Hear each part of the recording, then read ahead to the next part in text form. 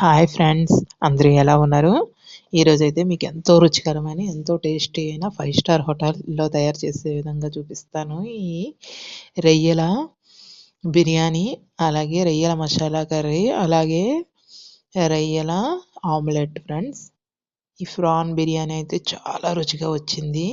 అలాగే PRAN omelette కూడా.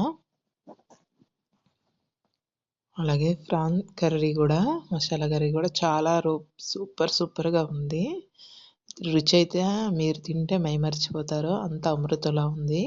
ఒకసారి తింటే మీకు మళ్ళీ మళ్ళీ కావాలనిపిస్తుంది. మీ పిల్లలకి మరీ నచ్చుతుంది. ఒక్కసారి ఇది చేసి పెట్టండి. ఎంతో యమ్మీగా, రుచికరమైన, టేస్టీకరమైన ఈ ఘుమఘుమలాడే ఆమ్లెట్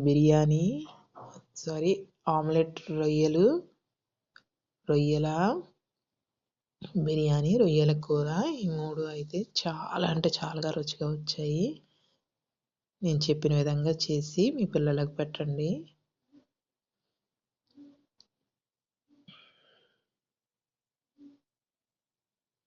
ఇప్పుడైతే నేను ఈ రొయ్యల బిర్యానీ ఎలా చేయాలో చూపిస్తాను. రొయ్యల ఆమ్లెట్ ఎలా చేయాలో చూపిస్తాను. రొయ్యల కూర ఎలా చేయాలో ఇప్పుడైతే మీకు తయారీ విధానం చూపిస్తాను. ముందుగా 1 కేజీ రొయ్యలు తెచ్చుకోండి. శుభ్రంగా క్లీన్ చేసుకొని 3-4 సార్లు అయితే కడగండి.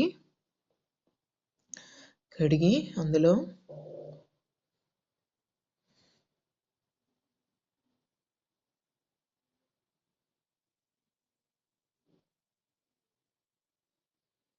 అందులో ఉప్పు, కారం, పసుపు వేసి ఒక గంట సేపు అవసరం లేదు. 15 నిమిషాలు ఉంటే సరిపోతుంది ఫ్రెండ్స్. 15 నిమిషాలు ఉప్పు, కారం, మసాలా, గరం మసాలా అన్నీ కూడా అల్లం వెల్లుల్లి పేస్ట్ అవి రొయ్యలకైతే పట్టాలి. అప్పుడే రొయ్యలు టేస్టీతనం వచ్చి ఉంటాయి, లేదా చప్పదనం అనిపిస్తాయి అప్పటికప్పుడు చేస్తే. చూడండి, అదైతే రొయ్యల బిర్యానీ, ఇదైతే రొయ్యల మసాలా కర్రీ, అదైతే రొయ్యల ఆమ్లెట్. ఈ 3 ముందుగా మీకు స్టార్టింగ్‌లో ఎలా చేయాలో, ఏ విధంగా వచ్చాయో చూపిస్తున్నాను ఫ్రెండ్స్. తయారీ విధానం అయితే మీకు ప్రాసెస్ చూపిస్తాను. చూడండి, ఈ మసాలాకి రొయ్యలు పట్టేసరికి ఎంత అందంగా కనిపిస్తున్నాయి కదా, రుచిగా కూడా ఉంది. ఇదైతే రొయ్యల ఆమ్లెట్. చూడండి, మనం 15 నిమిషాల ముందు రొయ్యలను అయితే క్లీన్ చేసి పెట్టానని చెప్పాను కదా. ఇప్పుడైతే ప్యాన్లో ఆయిల్ వేసుకొని ఈ ముందుగా శుభ్రపరిచి ఉప్పు, కారం పెట్టిన ఇవి రొయ్యలను అయితే వేస్తున్నాను ఫ్రెండ్స్. ఈ రొయ్యలు చక్కగా నూనెలో అయితే వేగాలి. దీనికి మరి ఇంకేమీ వేయక్కర్లే ఫ్రెండ్స్. లైట్ గోల్డెన్ కలర్ వచ్చేంత వరకు వేపుకుంటే సరిపోతుంది. చూడండి, వెనక ముందు చక్కగా కింద మీద తిప్పుకొని చక్కగా అయితే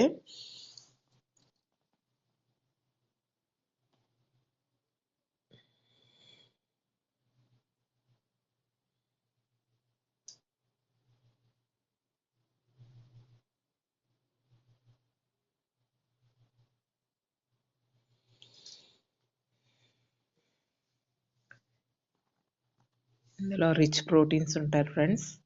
అందుకే పిల్లలకి పెడితే చాలా ఆరోగ్యానికి మంచిది. ఈజీ డైజెస్టివ్ కూడా. దీంట్లో ముళ్ళు అవేమీ ఉండవు కాబట్టి పిల్లలు తొందరగా తినటానికి ఇష్టపడతారు. అలాగే ఆరోగ్యానికి ఎంతో మేలుకరం కూడా ఫ్రెండ్స్. ఇందులో కొవ్వు పదార్థాలు అనేది చాలా తక్కువలో ఉంటాయి ఫ్రెండ్స్. అందుకే ఇవి మంచిదని నేను చెప్తున్నాను.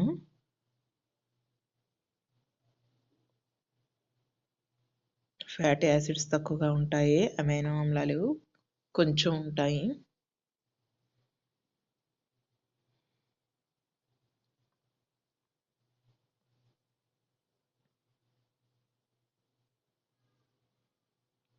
చూడండి, ఈ విధంగా లైట్ గోల్డెన్ కలర్ అయితే వచ్చింది కదా. ఇప్పుడు దీన్ని తీసి పక్కన పెట్టుకుందాం.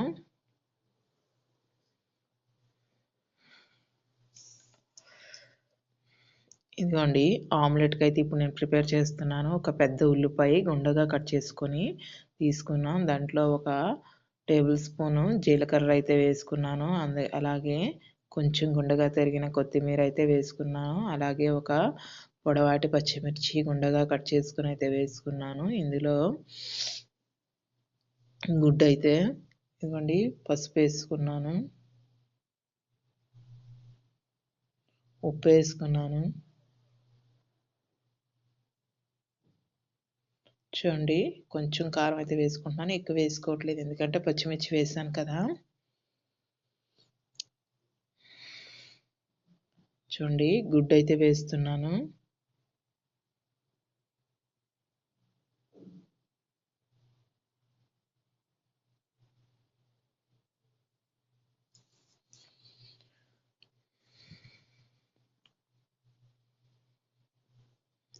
ఇది కలుపుకునే ముందు దీంట్లో అయితే చూడండి గరం మసాలా పౌడర్ వేసుకున్నాను, ధనియా పౌడర్ కొంచెం వేసుకున్నాను. చూడండి అల్లం వెల్లుల్లి పేస్ట్ అయితే కొంచెం వేసుకున్నాను. కొంచెం అంటే కొంచెం వేసుకోవాలి, ఎక్కువ వేసుకోకూడదు.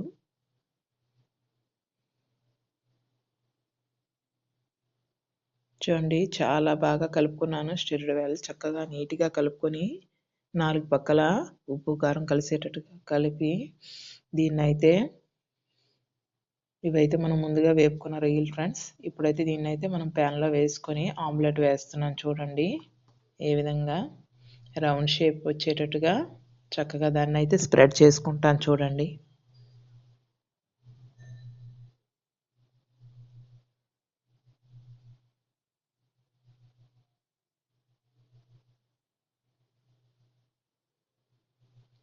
చూడండి ఎంత బాగా కనిపిస్తుందో కదా. దీనిపైన మనం ఈ రొయ్యలను అయితే వేసుకుందాం. ఇది ఏంటంటే ఆమ్లెట్ కాబట్టి ఉబ్బుతుంది బబుల్స్లా. అప్పుడు ఈ రొయ్యలు అనేవి వాటికి పట్టి ఉంటాయి ఫ్రెండ్స్. రొయ్యలు అనేవి మీకు ఎట్టి పరిస్థితుల్లో బయటకైతే రావు. ఎందుకు అంటే ఆమ్లెట్ కదా, ఆమ్లెట్ కొంచెం పొంగి వస్తుంది కదా. చూడండి పట్టేసాయి చూసారా, మీకు ఎక్కడా కూడా ఆమ్లెట్లో రొయ్యలు విడిగా కనిపిస్తున్నాయా? కనిపించట్లేదు కదా. దీన్నైతే జాగ్రత్తగా తిప్పుకోండి ఫ్రెండ్స్, కొంచెం నెమ్మదిగా తిప్పుకోండి. నేను ఫాస్ట్గా తిప్పాను అందుకే కొంచెం విరిగిపోయింది. చూడండి రొయ్యలు అయితే ఎక్కడ బాగుంటాయా అలా పట్టి ఉన్నాయి చూడండి. ఈ విధంగా అయితే మీరు చక్కగా ఒక 5 నిమిషాలు వెనక్కి తిప్పుకున్న తర్వాత ఒక 5 నిమిషాలు సిమ్లో పెట్టి ఉంచండి. దీన్ని ఇప్పుడు రెడీ అయిపోయింది. మనం అయితే తీసుకున్నాం చూడండి. రొయ్యలు కొత్తిమీర ఎంత చక్కగా కనిపిస్తున్నాయో కదా, చూస్తుంటేనే నోరూరిపోతుంది కదా ఫ్రెండ్స్.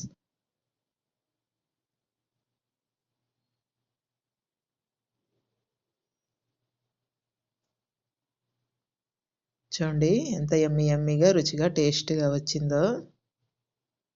మీరు ఒకసారి టేస్ట్ చేయండి, తయారు చేసి తిని చూడండి.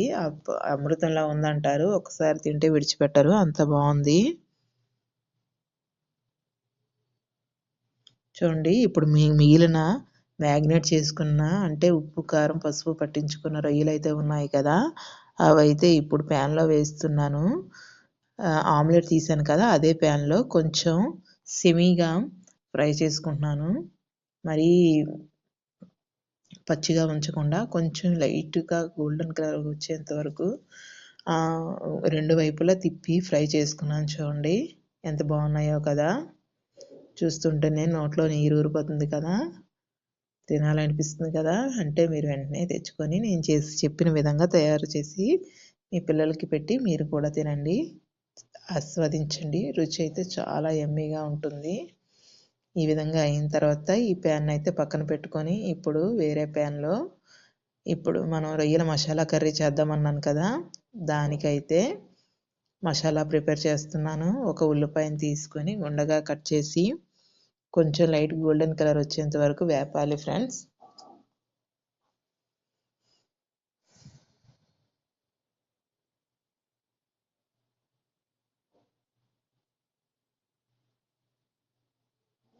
ఈ విధంగా ఒక 2 టేబుల్ స్పూన్ వరకు ఆయిల్ వేసి చక్కగా అయితే కింద పైన గోల్డెన్ కలర్ వచ్చేంత వరకు తిప్పి అందులోన మనం కొంచెం మసాలాలు అయితే వేసుకుందాం. అలాగే చూడండి 3 జీడిపప్పు అదే కాజు ఉంటాయి కదా, 3 కాజునైతే వేసుకున్నాను. 3 జీడిపప్పులను వేసుకొని ఒక 2 బిర్యానీ ఆకులు, 2 ఎండుమిరపకాయలు వేసుకొని అవి చక్కగా వేగేంత వరకు ఉంచాను ఫ్రెండ్స్.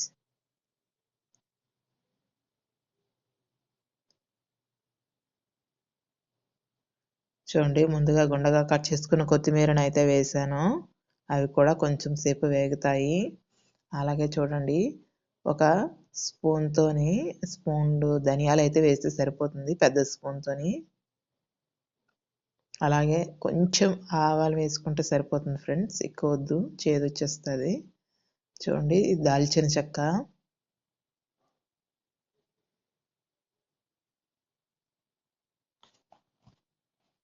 చూడండి లవంగం మొగ్గ, లవంగం పువ్వు, దాల్చిన చెక్క ఈ 3 వేసుకున్నాను. 2 నల్ల మిరియాలు అయితే ఒక 3 వరకు వేసుకున్నాను. చూడండి 3 పచ్చిమిర్చి వేసుకున్నాను. జీలకర్ర అయితే వేసుకున్నాను చూడండి. ఇవన్నీ చక్కగా ఫ్రై అవ్వాలి ఫ్రెండ్స్. లైట్ గోల్డెన్ కలర్ వచ్చేంత వరకు వేపుకోవాలి. కొంచెం కలర్ చేంజ్ అయిన తర్వాత వీటిని పక్కన ఉంచుకోవాలి. చల్లగా అయిన తర్వాత ఈ మిశ్రమాన్ని మిక్సీ కొట్టించుకోవాలి.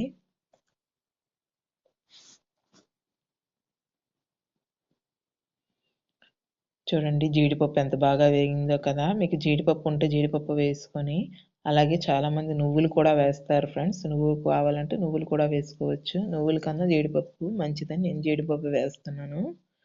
చూడండి ఇప్పుడైతే ఉల్లిపాయలు అయితే వేపాను. ఉల్లిపాయలు ఎర్రగా గోల్డెన్ కలర్ వచ్చేంత వరకు వేపాను.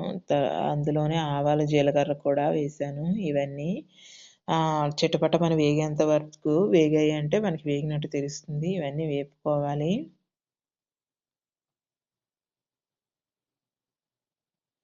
చూడండి దీంట్లో ఆయిల్ అయితే వేస్తున్నాను.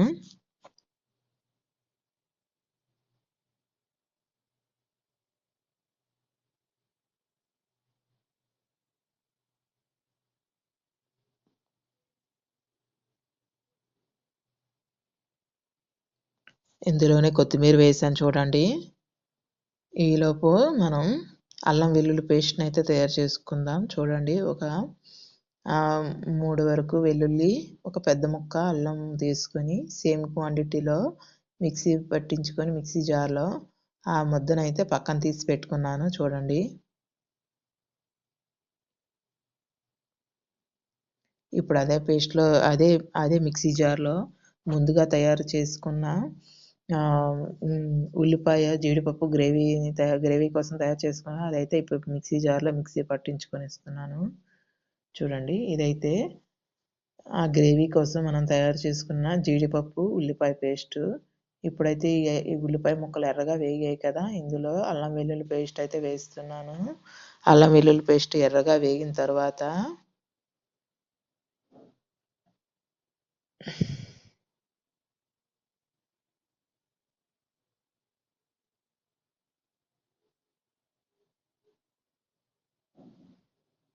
చూడండి 2 టేబుల్ స్పూను తక్కువలో తక్కువ 3 వరకు వేసుకున్నాను. ఎందుకంటే మసాలా కర్రీ కదా, ఆ మాత్రం రుచిగా ఉంటుంది. అలాగే గ్రేవీగా కూడా కలుస్తుంది. ఈ ముందుగా మనం ఫ్రై చేసుకున్న రొయ్యలను అయితే అందులో వేసుకున్నాను చూడండి.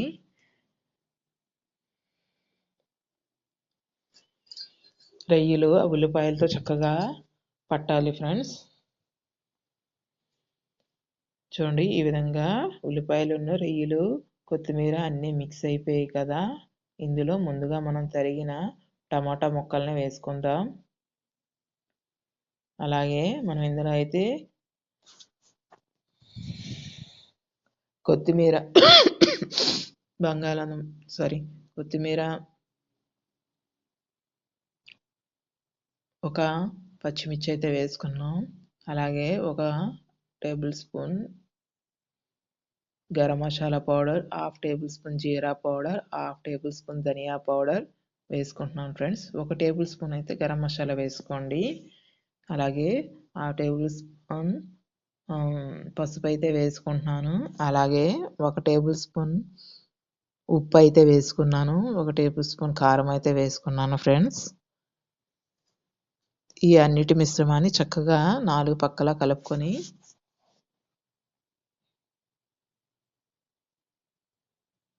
మూత అయితే పెట్టుకోవాలి ఫ్రెండ్స్. మూత పెట్టుకుంటే ఇవన్నీ చక్కగా మగ్గుతాయి. చూడండి, కొంచెం సిమ్లో పెట్టుకొని మూత పెట్టుకున్న తర్వాత ఈ విధంగా మగ్గాయి. దీంట్లో ముందుగా మనం గ్రేవీ కోసం తయారు చేస్తున్న ఉల్లిపాయ, జీడిపప్పు పేస్ట్ అయితే ఉంది కదా, అది ఇప్పుడు ఇందులో నేను వేస్తున్నాను. ఈ ముద్ద వేసిన తర్వాత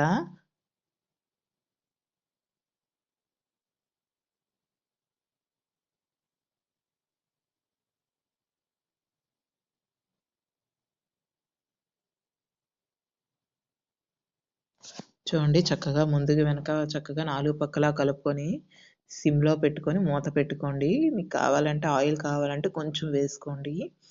ఈ విధంగా పెట్టుకున్న తర్వాత రెడీ అయిపోయింది. మసాలా కర్రీ అయితే రెడీ అయిపోయింది. ఇప్పుడు మనం బిర్యానీ తయారు చేసుకోవడానికి ముందుగా కుక్కర్ తీసుకున్నాను. కుక్కర్లో ఆయిల్ అయితే వేసాను.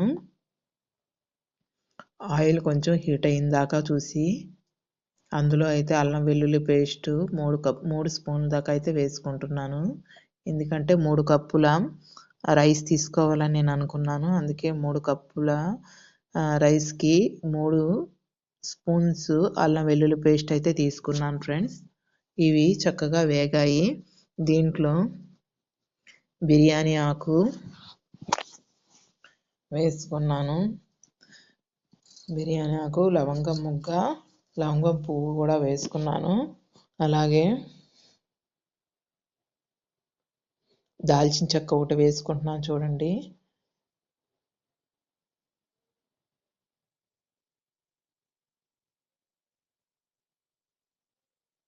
చూడండి, యాలకులు, లవంగాల మొగ్గలు వేసుకున్నాను. అలాగే 1 టేబుల్ స్పూన్ వరకు ధనియాలే వేసుకున్నాను ఫ్రెండ్స్. ధనియా పౌడర్ కాదు, ధనియాలు వేసుకున్నాను. ఇవన్నీ చక్కగా వేగాయి. చూడండి, కొంచెం వేగాయి, సెమీ గోల్డెన్ కలర్ వచ్చింది. ఇందులో ఇప్పుడు మనం 1 టేబుల్ స్పూన్ వరకు గరం మసాలా వేసుకొని, బిర్యానీ పౌడర్ అయితే మనకు మార్కెట్లో దొరుకుతుంది కదా, చూడండి నేను చూపిస్తున్నాను, ఆచి బిర్యానీ మసాలా అదైతే వేస్తున్నాను. అదైతే మీకు మినిమం 3 స్పూన్స్ వరకు వేసుకోండి ఫ్రెండ్స్. హాఫ్ టేబుల్ స్పూన్ కాకుండా 3 టేబుల్ స్పూన్స్ వరకు వేసుకోండి. ఇందులోనే పచ్చి మటర్ ఉంటుంది కదా, మటర్ అంటే తెలుగులో పచ్చి బఠానీ, అలాగే ఉల్లిపాయలు, ఉల్లికాడలు, ఇవన్నీ చక్కగా ఫ్రై అయితే చేసుకున్నాను. అలాగే బంగాళాదుంపలు అయితే వేసుకున్నాను. అలాగే గాజర్ వేసుకున్నాను, అదే క్యారెట్ అయితే వేసుకున్నాను ఫ్రెండ్స్. అలాగే పచ్చిమిర్చి కూడా వేసుకున్నాను. అలాగే కొత్తిమీర కూడా వేసుకున్నాను. ఇవన్నీ చక్కగా కింద మీద కలుపుకోవాలి ఫ్రెండ్స్. చూడండి, ముందుగా మనం లైట్గా వేపుకున్న ఫ్రాన్స్ అయితే ఉన్నాయి కదా, రొయ్యలు, ఆ రొయ్యలు కూడా అందులో వేసుకున్నాను.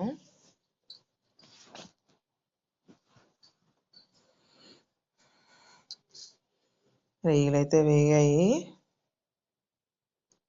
ఇప్పుడు ఇందులో ఒక పెద్ద టమాటా ముక్కల్ని గుండగా కట్ చేసుకొని వేసుకున్నాను.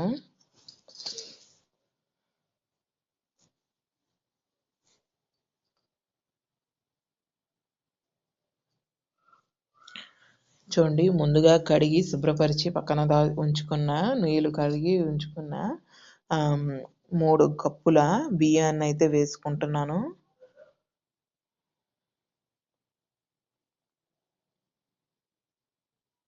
ఈ రైస్కి అయితే ఈ మసాలా, ఈ ఆయిల్ ఇవన్నీ చక్కగా పట్టాయి ఫ్రెండ్స్. ఇప్పుడు ఒక 5 నిమిషాలు అయితే అలా కలుపుకోవాలి. కలుపుకున్న తర్వాత ఇందులో 3 కప్పుల నేనైతే ఈ కప్పుతో 3 కప్పుల బియ్యం వేసుకున్నాను కాబట్టి 6 కప్పుల నీళ్లు వేసుకొని, మిగిలిన ముక్కలకు కూడా మనకి నీళ్ళు కావాలి కాబట్టి మరో కప్పు ఎక్స్ట్రా అయితే వేసుకున్నాను. అంటే మొత్తం నేను 7 కప్పుల నీళ్ళు అయితే వేసుకున్నాను ఫ్రెండ్స్ ఈ కప్పుతో. ఈ కప్పుతోనే 3 కప్పులు బియ్యం అయితే తీసుకున్నాను. దీన్ని బట్టి మీరు అర్థం చేసుకొని హాఫ్ తీసుకోవాలి ఫ్రెండ్స్. బియ్యం ఎంత తీసుకుంటే దానికి రెట్టింపు నీళ్లు తీసుకొని వేసుకోవాలి. అలాగే నేను 3 కప్పుల బియ్యం కాబట్టి 3 హాఫ్ టేబుల్ స్పూన్ల ఉప్పు అయితే వేస్తున్నాను.